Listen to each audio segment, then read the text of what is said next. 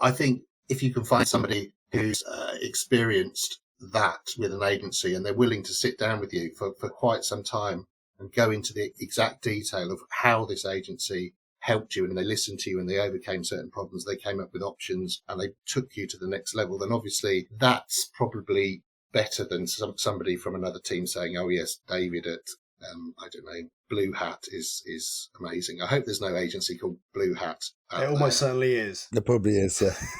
I bet they're great as well. They're fantastic. You can use this as part of your reputation building process. 1, 2, 3, 4.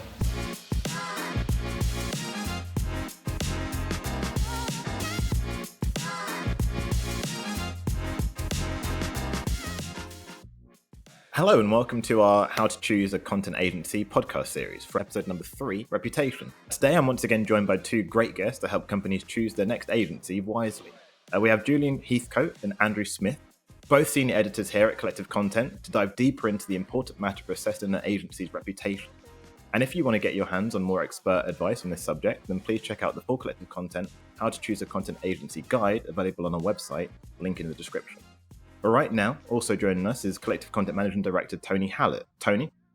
Hey Dane, good to be here again. I think this is a fascinating episode today. Really glad to be joined by Julian and Andrew, who will provide the expert advice. But a bit of a scene setter. I think in the first episode, we looked at where can you get content from? And we talked about major sources like in-house, agencies, freelancers, and a couple of other sources too. And now we're really getting into, if you're going down the agency route, which is what this series is about, how do you work this out from afar? How do you research an agency? Who do you turn to for advice and checking out whether an agency is the real deal? So I hope we unearth those sorts of answers and more. 3, 2, 1, yeah!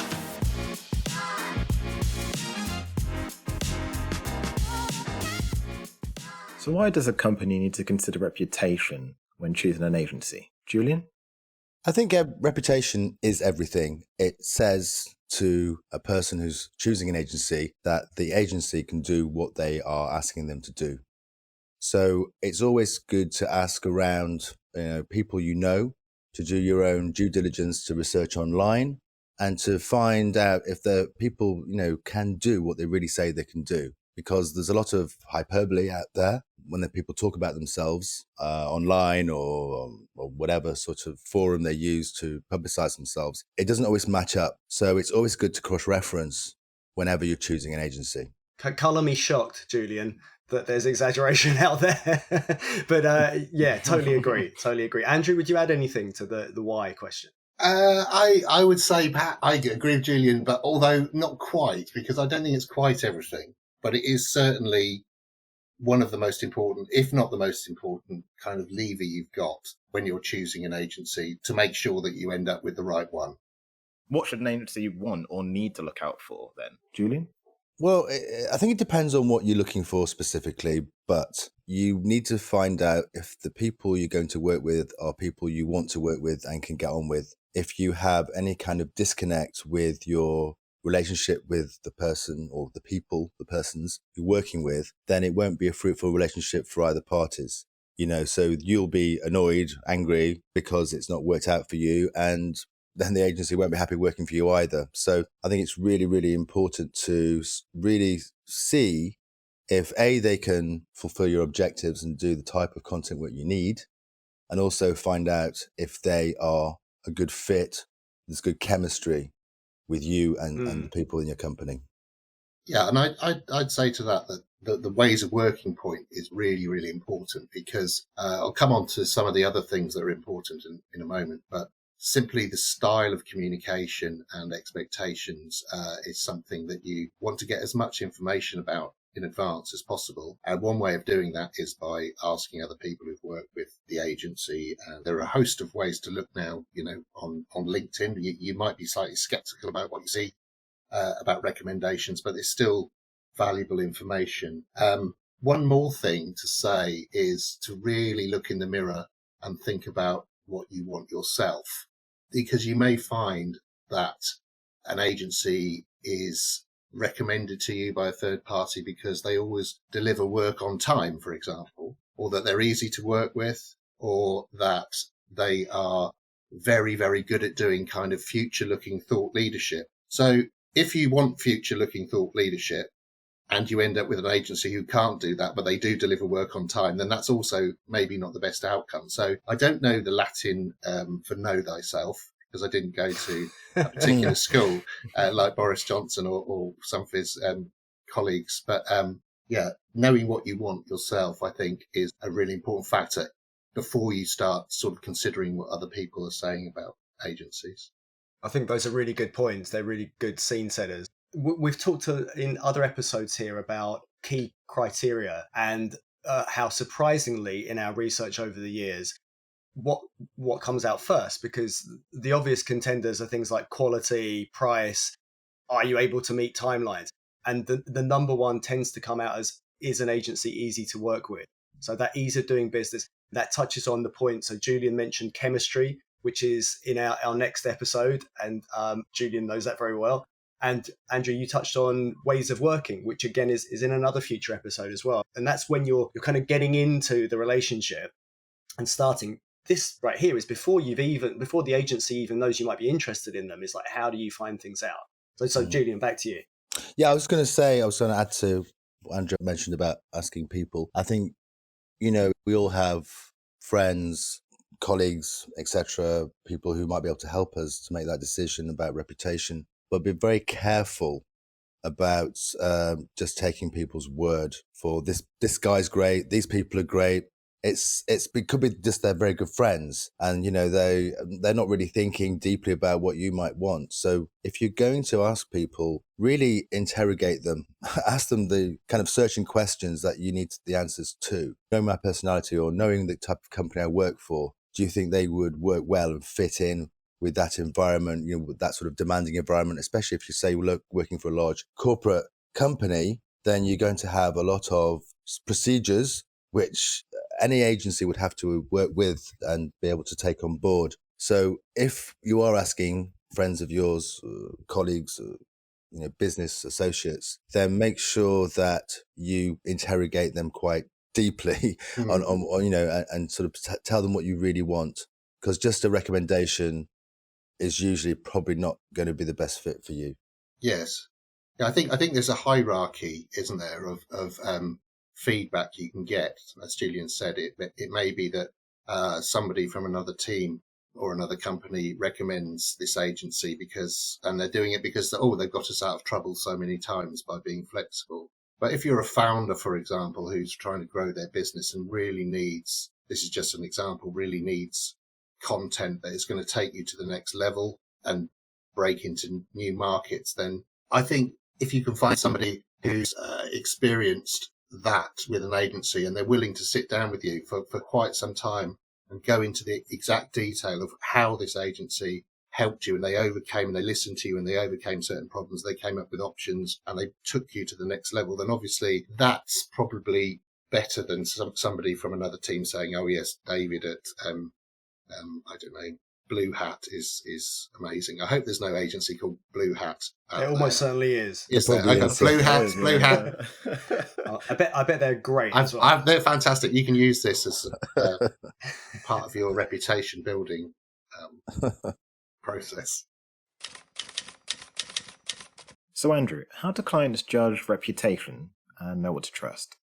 Well, I think it's just don't underestimate the job. You're not paying for this service, this collection of information about reputation. So take it seriously, spend time, collect a lot of information, look at a lot of sources, interrogate it all, and it's just going to increase your chances of ending up with the right one. If you don't do that, the chances are you won't end up with the right one. And that can be quite disruptive, quite painful, and also can take you back a year quite easily in your plans. So it's a fairly low hanging fruit in a way, even though you might need to dedicate some time and effort to it. So it's a bit like hiring good full-time staff members. One of the things we talk about a lot is always be hiring. So you might not need an agency now, but having an eye on several key agencies in each of the core areas where you might need that help and monitor them over time, you're likely to be better informed when it does come to decision time. I think that's a brilliant idea, and so systemizing, having some sort of repository or some sort of way of collecting information. Obviously, it's not going to be a number one priority to build a system to collect information about agencies as a habitual thing. But if you have some kind of way of sorting information about what you're hearing. Yeah, just following people. If you've got half a dozen agencies in a given area and content's just one of many areas we know, like follow them on LinkedIn or other places and sign up for their newsletters and just get a sense of who they are over time. Use the internet. I always forget that one. Yes. Well, what you perhaps would be the best thing to do is think, well, what are your long-term objectives? What do you want to achieve in the next 6 months, the next year, the next 2 years, the next 3 years? Think about whom do you need to be associating with, and who do you need to find out about? What are your needs? You wouldn't buy a house. You wouldn't choose the first one you saw and buy it. You might do if you've got lots of money and don't care about the possible problems with it, but you do your due diligence about that. You get a surveyor. You make sure the estate agent wasn't a charlatan. Do lots of checks yourself. So why wouldn't you do that if you're choosing an agency? And it's about layers of knowledge, isn't it? And we talk about this hierarchy. So at the bottom, we talk about what's the agency saying themselves. So I know I'm contradicting myself. So I said, check them out. What do they say? How do they portray themselves over a long period of time? I think that's definitely worth doing. But that's foundational. That's basic. Above that, you've got other areas. So if you are turning to the internet, a classic search, see what other people are saying about them. There are services out there like Clutch that have directories of many agencies across different countries, and you can divide by, the kind of service they provide, the kind of type of agency they are, all sorts of ways. And then near the top of the sort of the pyramid in this hierarchy is what are people who you particularly trust or who are like you saying. And of course, with the caveats that Andrew mentioned earlier, that they may have had different needs to you. And at the very top is you actually know these people. You've worked with them before. They have helped you, maybe in another company or another department at the same company. But even then, you need to do your due diligence, as Julian says, and check out, are the same people going to be there? Are they going to work on your account? If you speak to the same people, don't assume the same capability is there, because it might have been 2 or 3 years ago you last dealt with them. So keep in mind that hierarchy. I'd also say, to add to that as well, when you're looking at what people say about themselves on their websites, look what they don't say about themselves, because that's really revealing. A lot of times you look at different websites, agency websites, and it would seem that they all seem to be saying the same thing. But look, I would say again, repeat that. Look for what they don't say. Look what they're omitting. Look what they're kind of ironing out. And when you say look what they don't say, what anything in particular? Is it just detail? Is it specific? I think it's. I haven't got any good specifics right now, but I would be very wary if you don't see any kind of openness from them, and if they claim to offer a service but there's no detail about it on the website, then alarm bells will start to ring for me.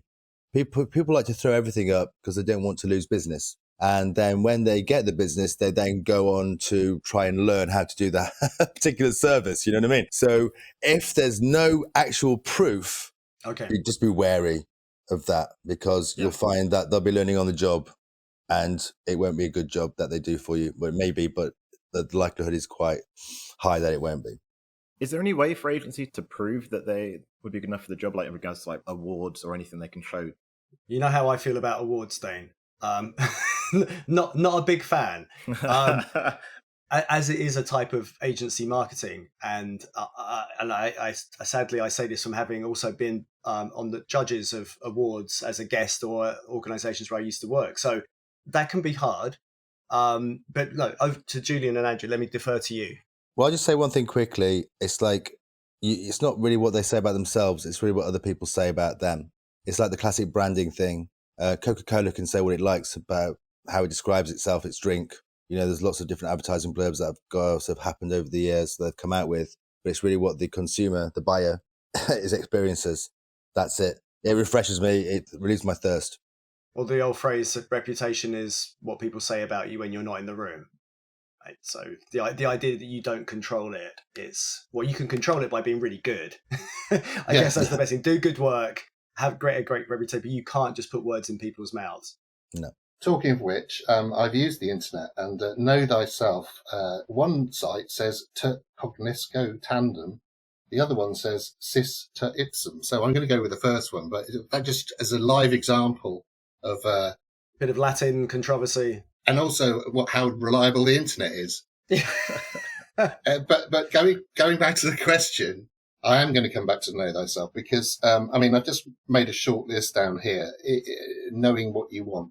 The question that you have about the agency might be that you need to drill in further. For example, what sort of international reach do they have? Or you're recommending me an agency from your experience 3 years ago. Are those people still there? I mean, it might be a different kind of agency now. People have left. Do they specialize in data? If you've got lots of data that you want, it's a data story that you're trying to, or you're a data producer. A lot of your own reputation is going to be staked on data. Are they able to do sort of splashy PR stuff? Do they specialize in professional services? If you're looking for biotech stuff, you might not want an agency that is very, very strong in professional services. So the questions about reputation, again, need to go deeper, and you need to either te cognosco tandem or sis te ipsum. I don't know.